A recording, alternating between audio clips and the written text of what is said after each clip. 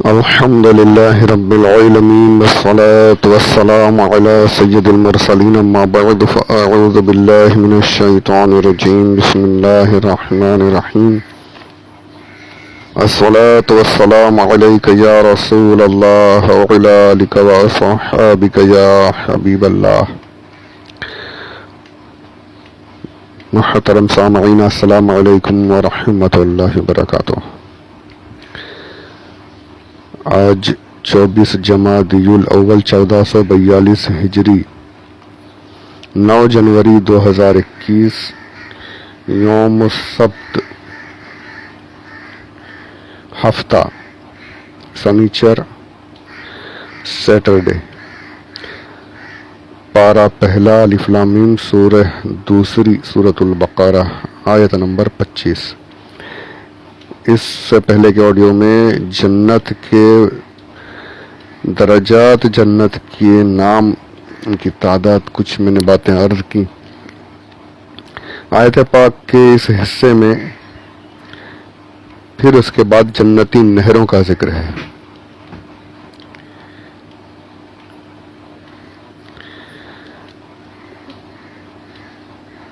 تجری من تحتها الانہار.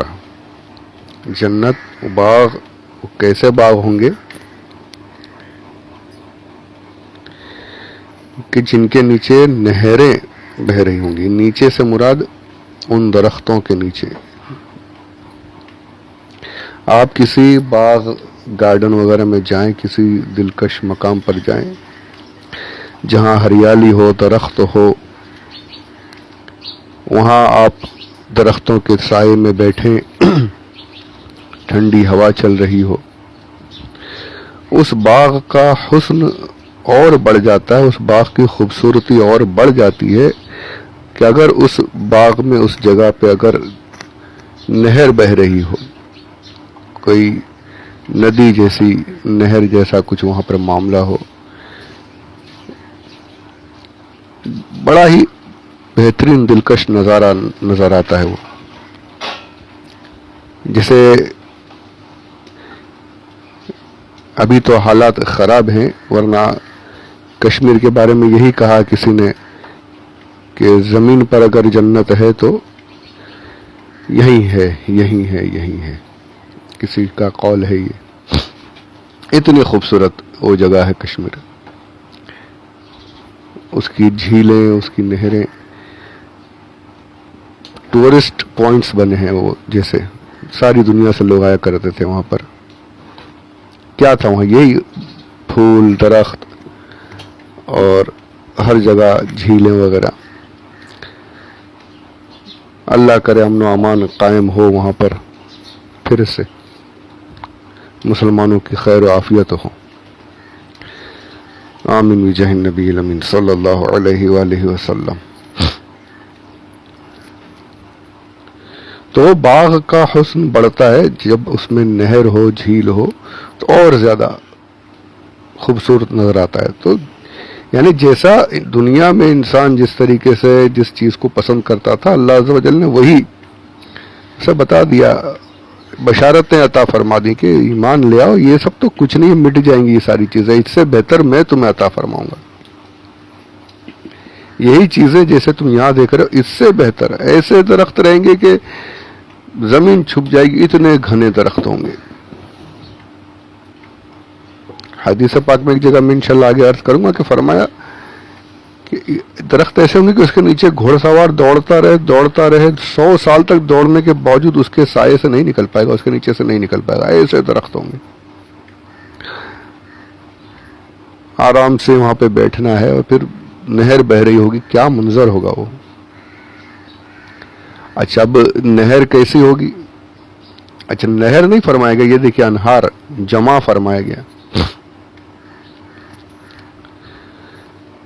انہار یعنی نہریں ہوں گی، ایک نہر نہیں. اب وہ نہریں کیا ہے وہ انشاءاللہ تھوڑی دیر کچھ آگے بتاتا ہوں میں. پہلے تو یہ سنیے کہ نہریں بہیں گی کیسے. ہماری دنیا کا معاملہ کیا ہے کہ زمین کو کھودا جاتا ہے، اس میں راستے بنائے جاتے ہیں، آس پاس میں دیواریں کھڑی کی، مطلب یعنی وہ کہ پانی جو بہے اس گہرائی میں بہے، آس پاس یہاں وہاں نہیں نکلے. ہم تو پانی کی بات کریں نا، ہماری تو دنیا میں پانی کی نہریں ہی دیکھ رہے ہیں ہم. تو زمین کھود کر اس میں نالی جیسی ہوتی ہے تو پانی اسی نالی میں اسی حصے میں بہتا ہے، یہاں وہاں نہیں جاتا. سمندر، نہریں، ندی، یہ سب اللہ کی طرف سے کھودی ہوئی ہیں، پانی اس میں بہتا ہے. اور طغیانی پر آ جائے، بڑھ جائے تو پھر وہ نکل کر شہروں میں بستیوں میں گھستا ہے، تباہی بربادی آتی ہے. یعنی اس کو لمٹ میں رکھنے کے لیے کھودا ہوا ہے کہ اللہ کی طرف سے نظام ہے، وہ یہاں وہاں نہیں جائے، دیوا اسی جہاں پر جو حصہ کھدا ہے اسی میں بہتا رہے. تو دنیا میں پانی کو یہاں سے وہاں پہنچنا ہوتا ہے تو کھودی جگہ کھودی ہوتی، گہری کی ہوئی ہوتی ہے، اسی میں پانی بہتا ہے. پر جنت میں معاملہ ایسا نہیں ہوگا، وہاں کھدائی نہیں ہوگی، پانی جو ہے سطح پر ہی بہے گا، اوپر ہی زمین کے ساتھ ہی بہے گا. اوپر یعنی یہ نہیں ہوگا، نہریں جو ہے وہ بغیر کھودے ہوئے جیسی زمین ہے اسی کے اوپر ہی بہتا رہے گا یہاں. اور اللہ کی قدرت ایسی کہ وہ جس طرف بہنا ہے اتنا ہی بہے گا، یہاں وہاں دائیں بائیں کہیں نہیں. جہاں حکم الہی بس اسی پر بہتا رہے گا بغیر کھودے ہوئے. یہ بھی ایک اللہ کی قدرت، یہ بھی ایک وہاں پر ایک الگ منظر جنت میں نظر آئے گا کہ بغیر کھودے ہوئے زمین کی سطح پر ہی نہریں بہیں گی اور اپنی جہاں پر بہنا ہے اسی طرف، کوئی راستے سے ہٹیں گی نہیں. کیسی قدرت ہوگی، بغیر کھودے ہوئے، کوئی گہرائی نہیں، اسی سطح پر ہی بہیں گی. اور پھر نہریں جو جمع فرمائے گا تو نہریں ہیں کتنی؟ کئی اقوال اس میں، یعنی کہ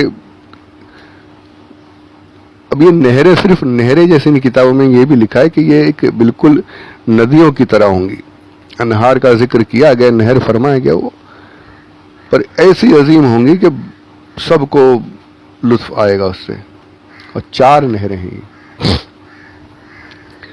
4 نہروں کا ذکر خود اللہ عز و جل نے قرآن پاک میں، آگے سمجھ لیجئے کہ اس آیت کی تفسیر ایک جگہ اور موجود ہے.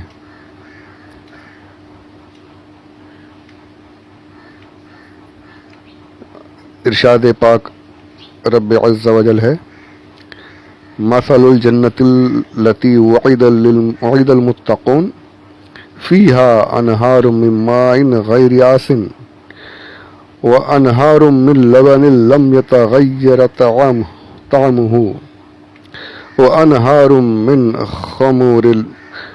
خمر لذة للشاربین وانہار من عسل مصفى. 4 نہروں کا ذکر قرآن پاک میں موجود ہے. کون سی یہ 4 نہریں؟ فرمایا جا رہا ہے کہ جس جنت کا وعدہ متقین سے کیا گیا ہے اس میں ایسے پانی کی نہریں ہیں جو کبھی خراب نہ ہو. پہلی نہر پانی کی، یہ قرآن پاک کی ترتیب دیکھیے. اب جب اس آیت پر اگر انشاءاللہ پہنچے تو اس کی تفسیر بھی کریں گے کچھ انشاءاللہ. فرمایا پہلے پانی کی نہریں ہیں جو کبھی خراب نہ ہو، پانی ابھی کبھی خراب نہ ہو. دوسری دودھ کی نہریں ہیں جس کا مزہ نہ بدلے. اور تیسری اور ایسے شراب کی نہریں ہیں جس کے پینے میں لذت ہے. تیسری نہر شراب کی. اور چوتھی اور ایسے شہد کی نہریں ہیں جو صاف کیا گیا ہو. یہ دیکھیے 4 چیزوں کا ذکر کیا گیا. 4 نہریں ہیں، پانی کی نہر، دودھ کی، شہد کی، تیسری شراب کی اور چوتھی شہد کی. سب سے پہلے پانی کا ذکر فرمایا. پانی آپ کو سب کو پتا ہے کہ دنیا میں پانی جو ہے اس کے بغیر گزارا تصور بھی نہیں کیا جا سکتا. انسان ہو، جانور ہو، کوئی بھی ہو، پانی کے بغیر زندہ رہ ہی نہیں سکتا. پینے کے لیے، استعمال کے لیے، ہر چیز کے لیے پانی ضروری. اور انشاءاللہ اگر پہنچ گئے تو ایک آیت بھی ہے اس تعلق سے اس پر احسان بھی جتایا گیا ہے. اللہ عز و جل نے فرمایا ہے کہ میں نے اگر آسمان سے میٹھا پانی نہ اترتا، اگر یہ پانی میٹھا نہ ہوتا پھر کیا کر لیتے. تو اس کی اہمیت بتائی گئی. تو یہ پانی بہت اہم چیز ہے، اس کے بغیر گزارا جو ہے یہ ناممکن ہے، تصور نہیں کیا جا سکتا. تو انشاءاللہ تو چلیں نہروں کے تعلق سے جو تفصیل ہے کچھ میں اس کے اگلے آڈیو میں عرض کرتا ہوں. ابھی اگر ذکر کروں گا تو پھر وہ 2 ٹکڑے کرنے پڑیں گے. تو اس کے اگلے آڈیو میں نہریں، یہ 4 نہریں جو ہیں اس کے بارے میں چند باتیں عرض کرتے ہیں انشاءاللہ. اللہ عز و جل اپنے حبیب کے صدقہ طفیل میں ہمیں سب کو، تمام مومنین کو، ان نہروں کا جنت میں جا کر نظارہ دیکھنے اور ان نہروں سے لطف حاصل کرنے کی سعادت نصیب فرمائے. سب کو جنت میں داخلہ عطا فرمائے. آمین بجاہ النبی الامین صلی اللہ علیہ وسلم. وما علینا الا البلاغ المبین.